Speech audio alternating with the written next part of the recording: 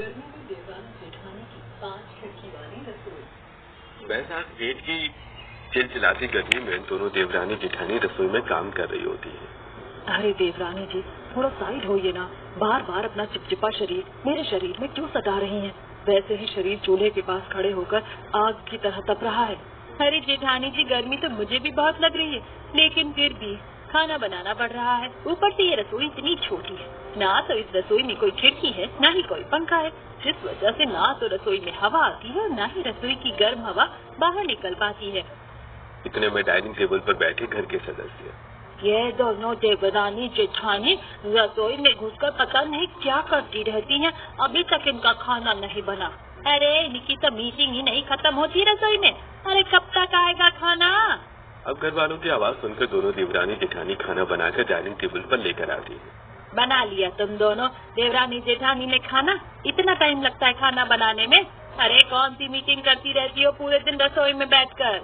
अब गर्मी से परेशान दोनों देवरानी जेठानी खाने का भगोना डाइनिंग टेबल पर पटकते हुए कहती है। माँ जी, मीटिंग करने के लिए ना इंसान को ठंडी जगह की जरूरत होती है, और हमारे उस रसोई में तो गर्मी का सैलाब बहता रहता है। सही कहा।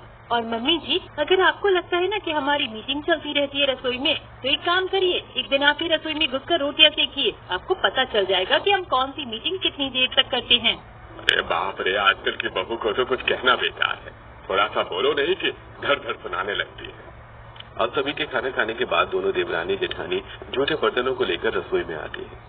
हे भगवान, पूरे 20 से 25 मिनट बाद हम रसोई के अंदर आए हैं, लेकिन खाने का धुआं अभी भी रसोई के अंदर वैसे का वैसा भरा हुआ है। सही कहा। ऊपर से गर्मी कितनी ज्यादा हो रही है, कैसे धुलेंगे बर्तन इस उमस में? धोना तो पड़ेगा देवरानी जी। अब दोनों देवरानी जेठानी गर्मी से परेशान होकर जैसे तैसे बर्तन धोकर रखती हैं, फिर अपने कमरे में जाकर थोड़ी देर आराम करती हैं।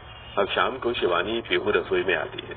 अब शिवानी फ्रिज से दूध निकालकर दूध उबालने लगती है। वहीं पीहू जैसी कैबिनेट से प्लेट निकलती है, उसके हाथ से प्लेट छूटकर जमीन पर गिर जाती है। अरे अरे जेठानी जी, ये क्या, आपने प्लेट तोड़ दी? ध्यान कहाँ है आपका? अरे कहाँ ध्यान होगा देवरानी जी, मैं तो गर्मी से बेहाल हो रही हूँ। मेरे हाथ में देख रही हूँ कितना पसीना आ रहा है। इसी पसीने से प्लेट फिसलकर जमीन पर गिर गई है। अब पीहू दूध उबालकर स्लैब पर रखती है कि तभी उसके माथे का पसीना टपक कर दूध में गिर जाता है। मैं क्या जेठानी जी, सारा दूध खराब हो गया। रसोई में इतनी ज्यादा गर्मी हो रही है कि मेरे माथे का पसीना टपक कर दूध में गिर गया। अब इस पसीने वाले दूध की चाय मैं किसको बनाकर पिलाऊंगी? कत्तू, इतनी गर्मी में हम चाय बनाकर देंगे, रहने दो, कोई नहीं पिएगा चाय। अब दोनों देवरानी जेठानी रात का खाना बनाना शुरू करती हैं और पसीने से तरबतर गीली हो जाती।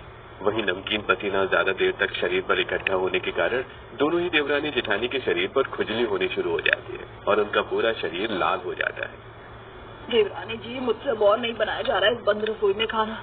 कहीं से हवा भी पास नहीं हो रही है, चारों तरफ घुटन हो रही है। सही कह रही हो आप जेठानी जी। ऊपर से ये नमकीन पसीना, इस नमकीन पसीने से शरीर पर बैक्टीरियल इन्फेक्शन हो रहा है। खुजली कर करके पूरा शरीर लाल हो गया है।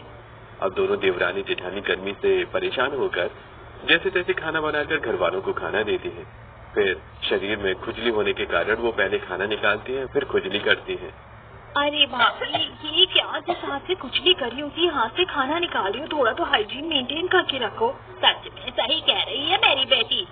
तभी गुस्से से दोनों देवरानी जेठानी, अच्छा, बहुत हाइजीन की पड़ी है आपको। अरे अगर आप हमें खाना बनाते देख लेंगे ना तो खाना भी नहीं खाएंगे।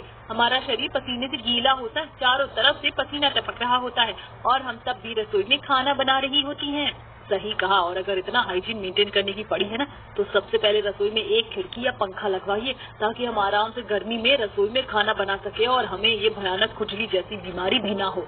बाप रे, आजकल की बहू को तो रसोई में भी पंखा चाहिए। इनके फरमाइश से क्या होता है माँ जी? होगा तो वही जो हम चाहेंगे, और रसोई में ना तो कोई पंखा लगेगा और ना ही कोई खिड़की बनेगी। इतने पैसे नहीं है हमारे पास।